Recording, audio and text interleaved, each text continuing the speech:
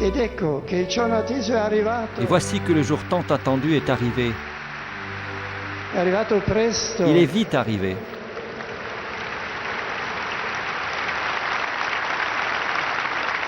Car il n'en a plus ainsi au Seigneur. Jean-Paul II est bienheureux.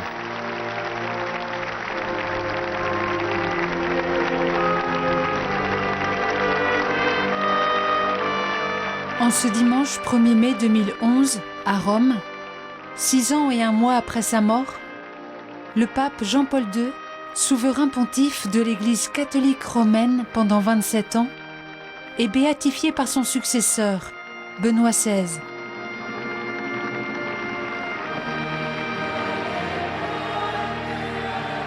En des délais exceptionnels, le Vatican a reconnu les vertus héroïques de ce vieux pape slave et a validé le miracle de la guérison de sœur Marie-Simon-Pierre attribuée à l'intercession de Jean-Paul II. Cette religieuse française était atteinte de la maladie de Parkinson depuis 2001.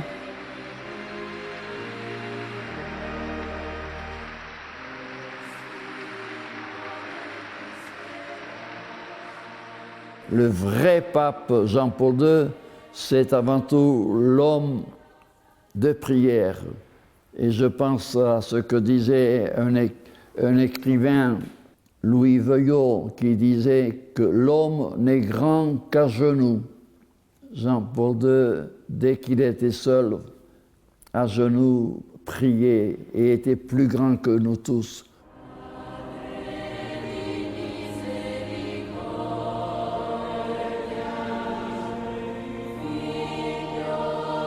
Aujourd'hui, Net for God vous emmène sur les pas de cet homme exceptionnel, Karol Wojtyła, devenu pape en 1978. On a déjà beaucoup écrit sur sa vie, mais d'où vient la force de cet homme qui a tant bouleversé l'histoire du XXe siècle? Comment le comprendre?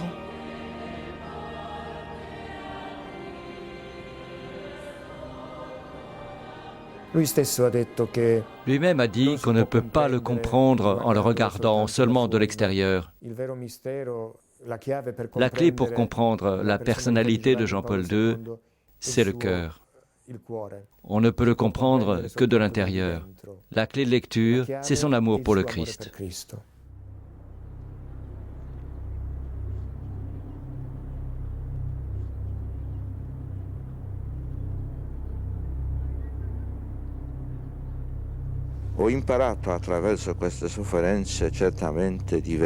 J'ai appris à travers les souffrances à voir le monde dans sa réalité profonde. J'ai appris à le voir à travers le mal qui a beaucoup marqué notre siècle, peut-être plus particulièrement dans ce continent européen.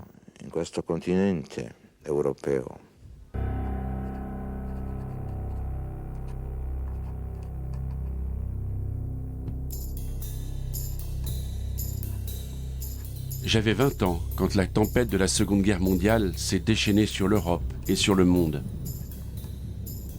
Dès le 1er septembre 1939, ma nation, la Pologne, s'est confrontée au nazisme.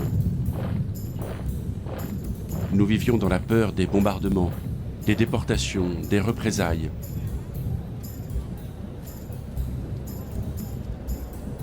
Pour éviter la déportation aux travaux forcés en Allemagne, pendant 4 ans, tout en continuant mes études clandestinement, j'ai travaillé comme ouvrier à l'usine Solvay à Cracovie, qui se trouvait à une demi-heure à pied de la maison.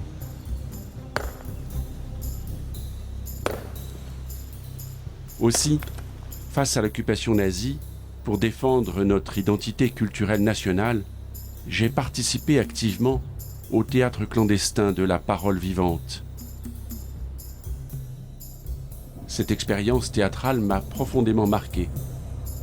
Mais devant l'extension des atrocités de la guerre, le sens du sacerdoce et de sa mission dans le monde devenait plus clair pour moi. J'étais certain que le Christ me disait « Viens, suis-moi » et je sentais clairement que ce que je ressentais en moi n'était ni une voix humaine, ni une invention de ma part.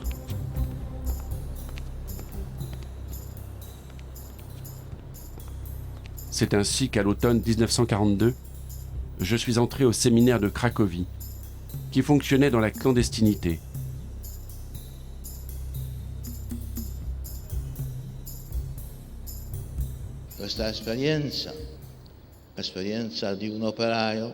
Cette expérience d'ouvrier et en même temps de séminariste clandestin m'a marqué pour toute la vie. À l'usine, pendant mon tour de 8 heures, de jour comme de nuit, j'amenais avec moi quelques livres.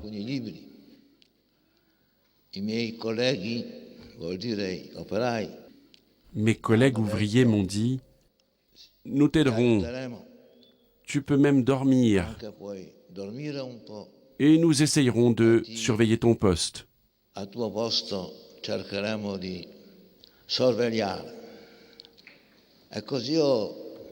Et c'est ainsi que j'ai pu également passer mes examens devant mes professeurs. Tout cela dans la clandestinité.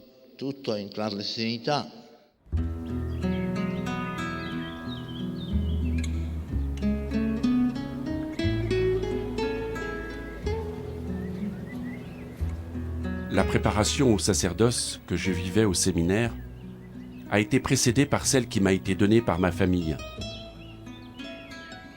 Je dois beaucoup à mon père, resté prématurément veuf. En effet, j'avais à peine 9 ans quand j'ai perdu ma mère, et par la suite, avec la disparition de mon frère aîné Edmund, je me suis retrouvé seul avec mon père, un homme profondément religieux. Son exemple fut pour moi, en quelque sorte, le premier séminaire, une sorte de séminaire domestique.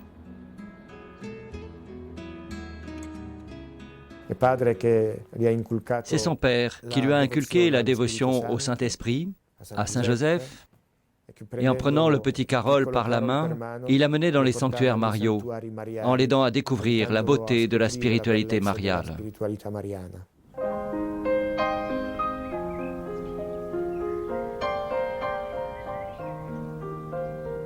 J'ai aussi beaucoup reçu de la paroisse de mon quartier, qui était animée par des pères salésiens. C'est là que je rencontrais régulièrement Jan Tyranowski.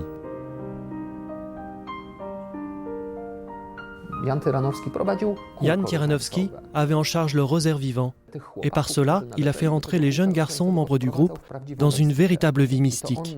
C'est lui qui a appris à Karol Wojtyła à lire les mystiques carmélitains, Jean de la Croix et Thérèse d'Avila.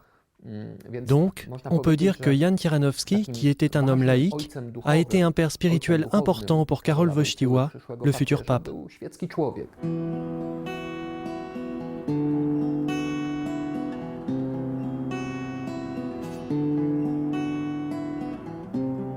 L'amitié avec plusieurs familles a été aussi pour moi d'un grand soutien, surtout lorsque j'ai perdu mon père en 1941, la dernière personne qui me restait de mes plus proches parents.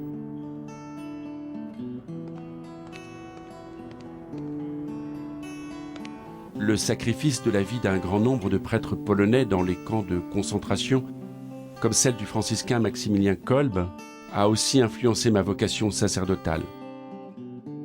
Ils m'ont fait comprendre que la dimension sacrificielle est la vérité la plus profonde et la plus essentielle du sacerdoce du Christ.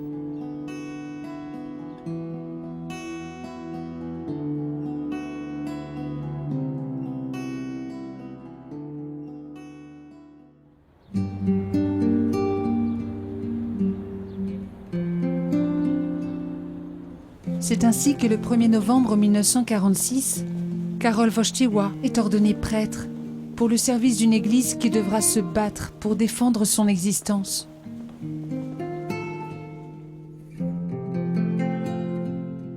Depuis le printemps 1945, la Pologne est libérée de l'occupation allemande, mais une nouvelle dictature s'instaure avec le régime communiste.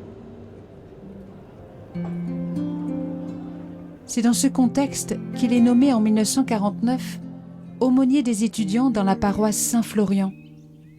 C'est là qu'il innove une pastorale pour les jeunes. Je passais des heures à parler avec des étudiants, des milliers d'heures dans le confessionnal.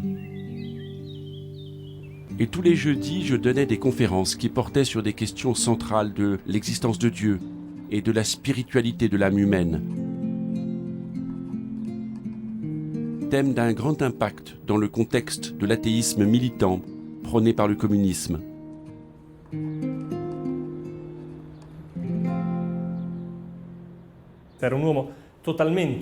Il était un homme totalement libre, un homme qui se permettait de dire à n'importe quelle occasion ce qu'il pensait, et aussi de rebondir sur les événements. Par exemple, parfois, en passant, il voyait la voiture de la police secrète qui l'attendait. Et lui leur souriait et les bénissait. Et eux continuaient à le suivre. Mais c'était un rapport presque sympathique entre cette personnalité de l'Église qui était épiée et eux qui étaient ses persécuteurs.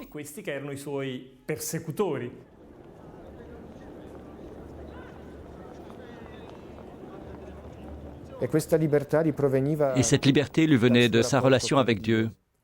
Lui-même disait, « L'homme qui se tient devant Dieu ne peut pas avoir peur des hommes, car c'est un homme libre. »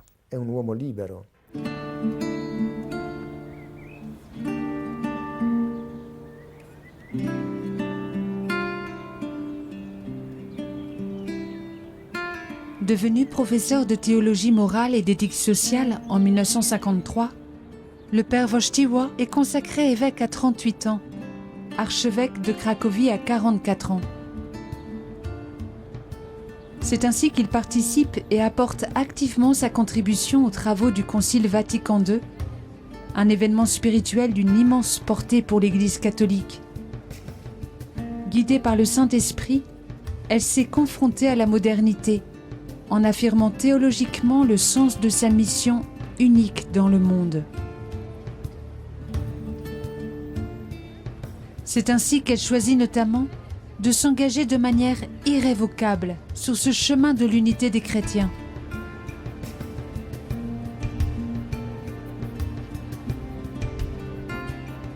Wojtyła, je l'ai connu pour la première fois lors du Concile Vatican II. Lui-même cherchait beaucoup à voir les autres. Wojtyła est quelqu'un qui ne pouvait pas vivre seul ou replié sur lui-même. Il aimait les contacts parce que le fond de sa vie est un fond fait d'amour, de relations. Il voulait connaître l'autre et souvent avec beaucoup d'indulgence.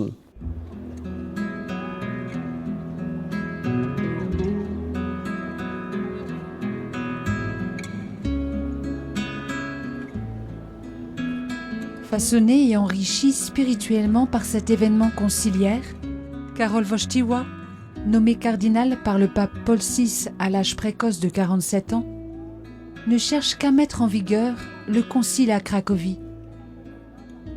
Dans cet énorme diocèse qui compte 1,5 million de catholiques, il ne cesse d'aider chaque homme à prendre conscience de sa dignité et de la noblesse de sa destinée.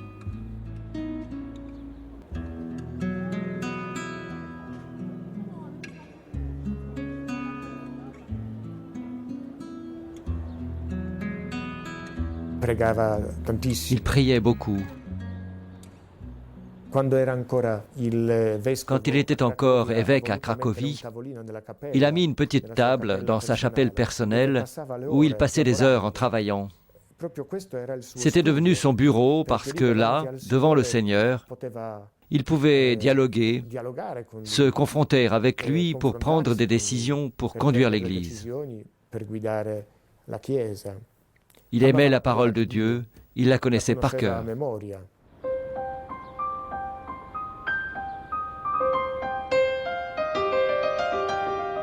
En dépit de responsabilités et d'obligations internationales toujours croissantes, le cardinal Wojtyła reste prêtre et pasteur. Tout peut porter à croire qu'il aurait voulu passer le reste de sa vie au service de sa chère Cracovie. Mais la Providence en décida autrement.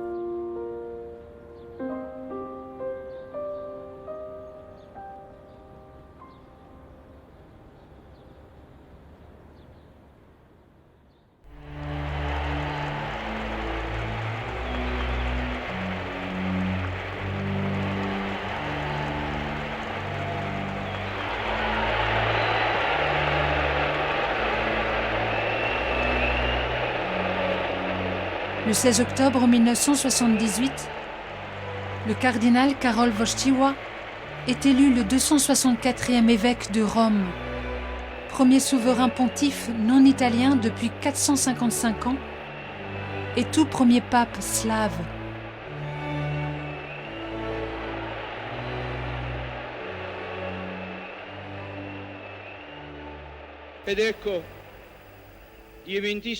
Et voilà que les éminents cardinaux ont appelé un nouvel évêque de Rome.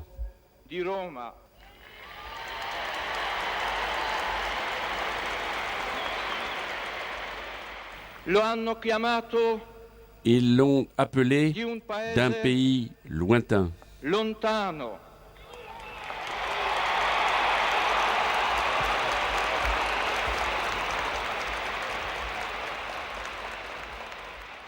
Je ne sais si je peux bien m'expliquer dans notre langue italienne. Si je me trompe,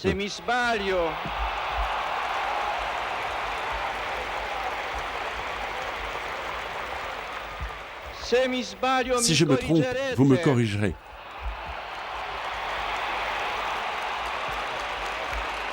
Dès le premier instant où il s'est exprimé à la loge centrale de la basilique, nous avons compris que c'était l'aurore d'un pontificat totalement nouveau, avec un pape jeune, âgé de 58 ans, qui savait improviser, qui avait le sens de l'humour et qui venait de l'Est. Et surtout, on a remarqué clairement son charisme. Et on a eu la sensation immédiate que derrière un pape, il y avait un être humain, un homme.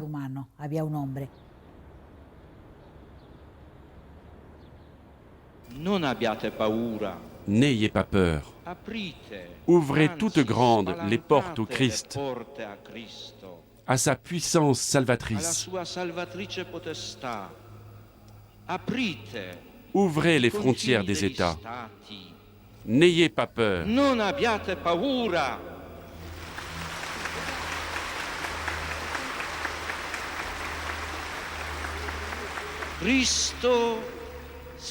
Le Christ sait ce qu'il y a dans l'homme, et lui seul le sait.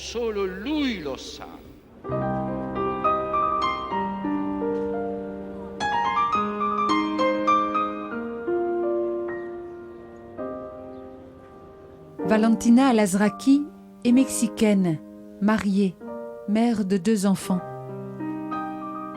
Journaliste au Vatican depuis 1974, sur les 104 voyages hors d'Italie que Jean-Paul II a effectués durant ses 27 ans de pontificat, elle en a suivi 100. Évidemment, je me souviens très bien de son premier voyage au Mexique, 3 mois après son élection pontificale. C'était un pays qui n'avait pas de relations diplomatiques avec le Vatican, un pays laïque où la Constitution ne reconnaissait que sur le papier la figure juridique de l'Église. Et c'est au Mexique qu'il a compris qu'il devait être un pape voyageur, un pape missionnaire, qu'il devait aller jusqu'au dernier recoin du monde pour approcher les catholiques, pour leur donner des forces, pour militer en faveur de leurs droits.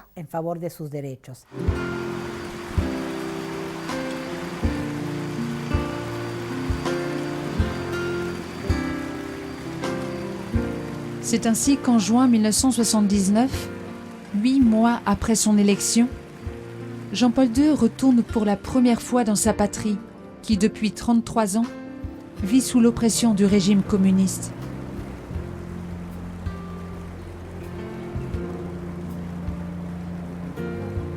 Plus d'1 million de ses compatriotes s'amassent sur la place de la Victoire, à Varsovie, le 2 juin 1979.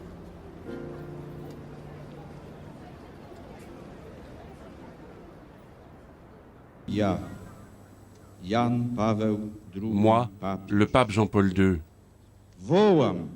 je crie la veille de la Pentecôte. Je crie avec vous tous.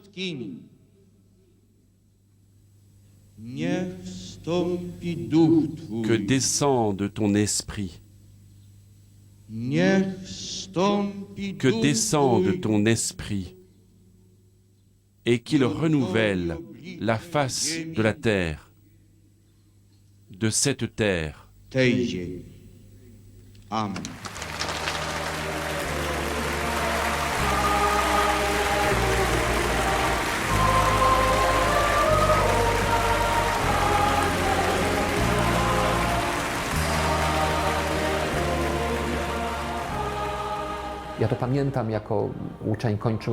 Je me souviens, je terminais mon collège, j'avais 13-14 ans. Nous avons vécu cela comme si le communisme n'existait pas. La milice était là, mais ce n'était pas elle qui était importante. Ce qui était important, c'est ce qui se passait entre nous. Une grande bienveillance mutuelle est née de nos cœurs. C'est ce qui a permis la naissance du mouvement Solidarność.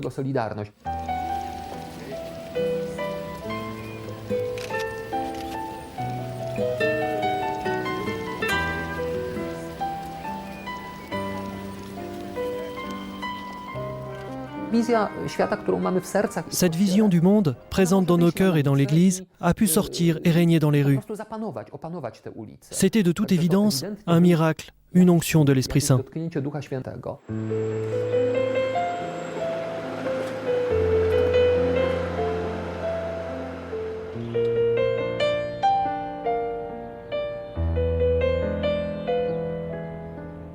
Par ces 9 jours de pèlerinage, Jean-Paul II déclenche la révolution des consciences qui provoquera l'effondrement pacifique de l'Empire soviétique en Europe centrale.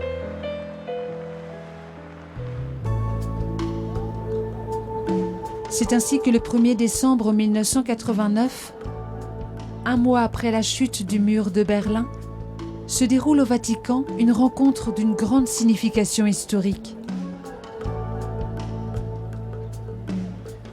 Mikhaïl Gorbatchev, le représentant de l'URSS, la plus grande réalisation mondiale de l'humanisme athée, rencontre Jean-Paul II, le plus éminent représentant de l'humanisme chrétien.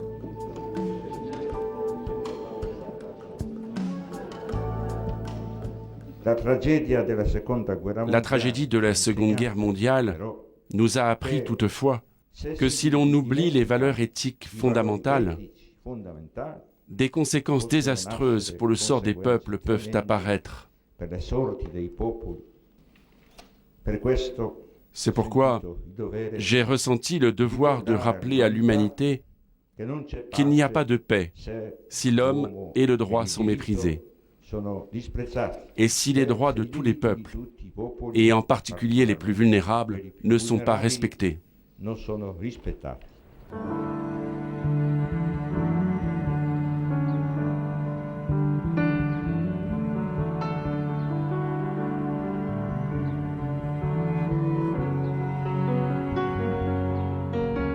Jamais, il l'a dit lui-même, jamais il n'avait pensé que la chute du mur de Berlin, l'effondrement du système soviétique, aurait été aussi rapide et surtout non sanglante. Ça, personne ne l'avait prévu, ni même lui. Lorsqu'il a reçu M. Gorbatchev la première fois, eh bien, il s'est préparé. Pendant un mois, tous les jours, il a lu une partie du Nouveau Testament en russe. Toutes les grandes décisions du pontificat ont été prises à genoux devant le tabernacle de sa chapelle. C'est là où tout se passait. Et je me souviens une fois avoir traité avec lui une question très délicate qui concernait une église locale. Eh bien, il m'a dit « allons à la chapelle ». Je crois que ça, c'est la clé de tout.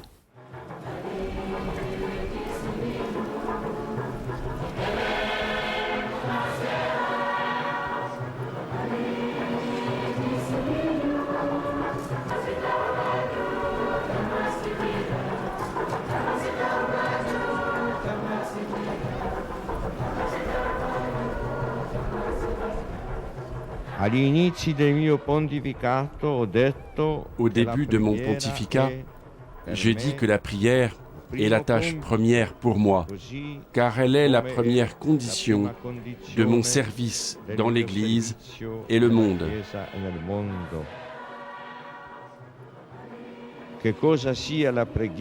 On comprend ce qu'est la prière en priant.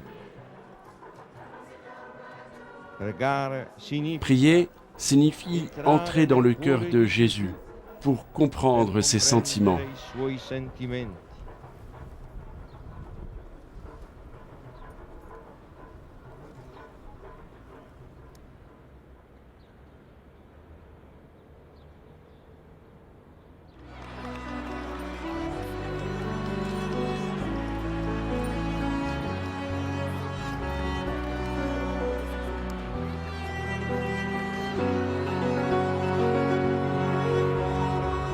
Conduit ainsi par la main de Dieu, durant son long pontificat, Jean-Paul II démontre par une énergie prodigieuse que la foi chrétienne est actrice de la libération de l'homme et change le cours de nos vies et de l'histoire.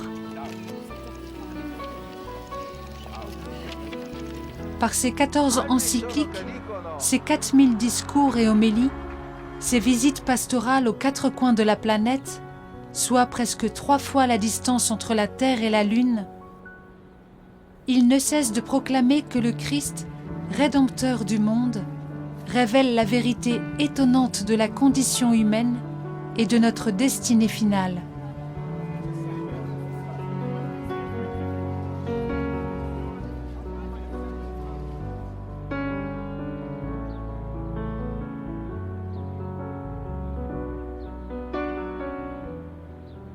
Un matin, je l'ai surpris dans la chapelle du couvent en train de faire son chemin de croix. Tous les vendredis, où qu'il se trouve à travers ses voyages, il a fait son chemin de croix, seul, sans rien dire. Et on a un respect extraordinaire pour celui qui cherche à imiter Dieu. Imiter Dieu. Que de fois il a employé ce mot-là.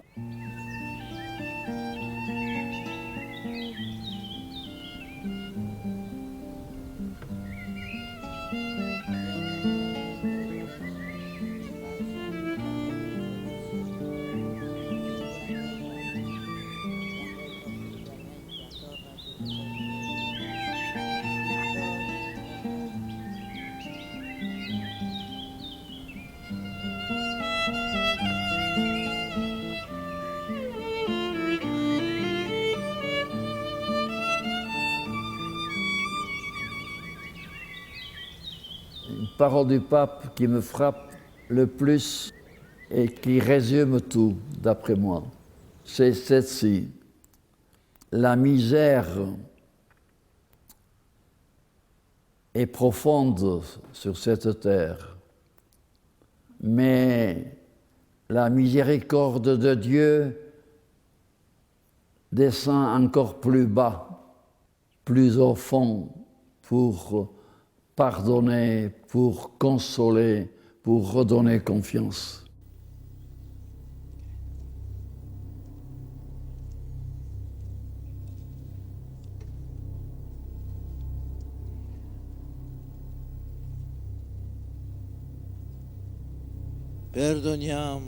Pardonnons et demandons pardon. Chiediamo perdono.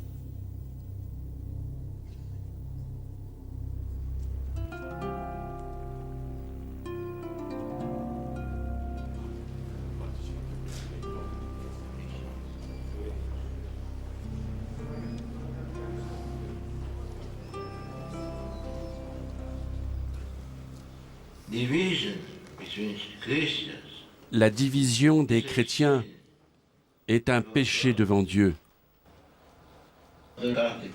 L'Église catholique a péché par action et omission contre ses frères et sœurs orthodoxes.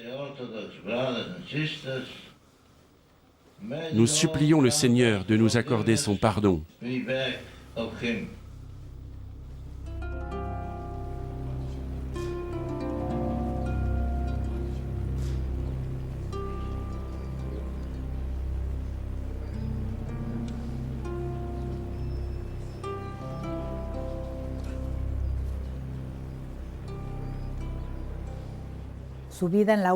Sa vie dans la dernière partie de son pontificat a été un chemin de croix, un véritable calvaire. Quand petit à petit il perdait tous les dons que Dieu lui avait faits, nous nous sommes rendus compte que sa force, son charisme, n'étaient pas ses dons extérieurs. Je crois personnellement que la vraie force et le vrai charisme de Jean-Paul II, c'était ce qu'il avait à l'intérieur, et c'était la foi.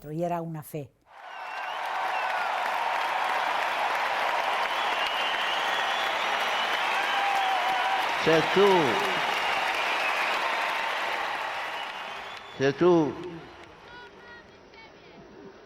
Vivi. Si tu vis avec les jeunes, tu resteras jeune.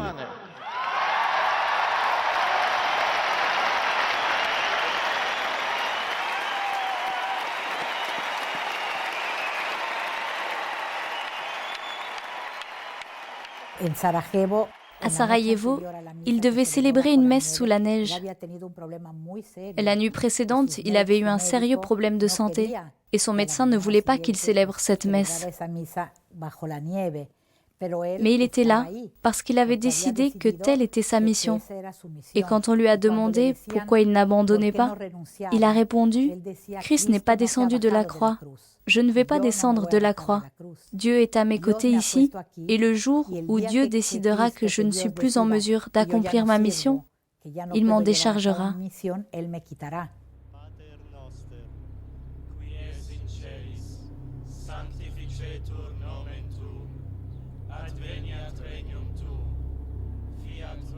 Alors que le traditionnel chemin de croix au Colisée est conduit par le cardinal Joseph Ratzinger, ce vendredi saint 2005, 8 jours avant sa mort, Jean-Paul II le vit en communion avec eux dans sa chapelle.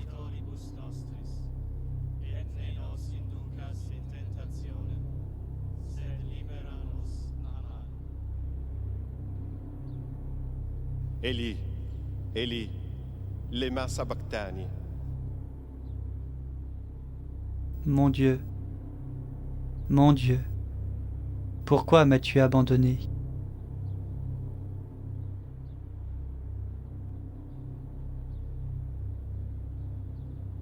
Il a voulu aller jusqu'au bout. Parce qu'il pensait que la souffrance a une valeur de rédemption aussi pour l'humanité. La dernière fois que je lui ai parlé, c'était un mois avant sa mort. J'allais à Jérusalem, je lui ai demandé sa bénédiction, mais je n'ai pas compris ce qu'il m'a dit. Mais c'était bouleversant. Il était complètement prisonnier de son corps. Et je crois que c'est ça la croix.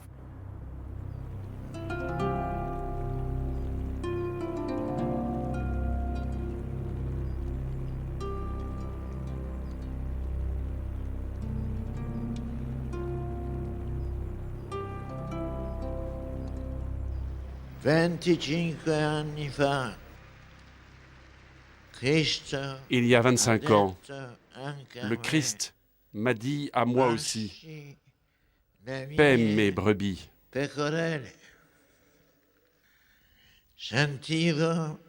Je sentais dans mon âme l'écho de la question adressée alors à Pierre.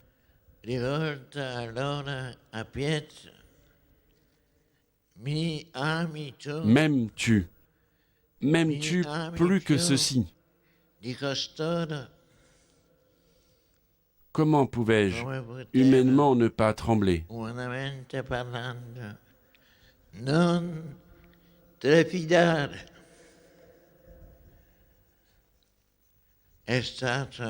Il a été nécessaire d'avoir recours à la miséricorde divine, afin qu'à la question « Acceptes-tu »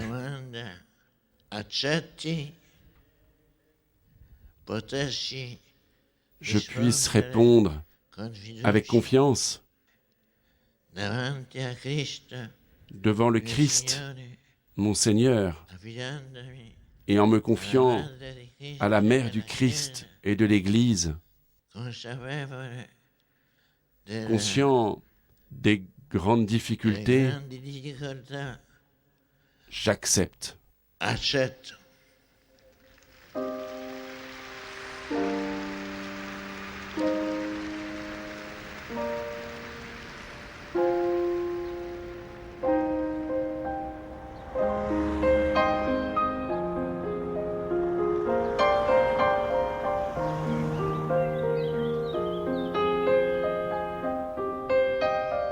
Le grand rêve de Jean-Paul II était de voir se lever une Église qui retrouve sa pleine unité. Pour ce mois, nous pouvons prier pour l'unité entre nos églises, qu'ensemble, nous puissions accueillir la grâce de la miséricorde de Dieu.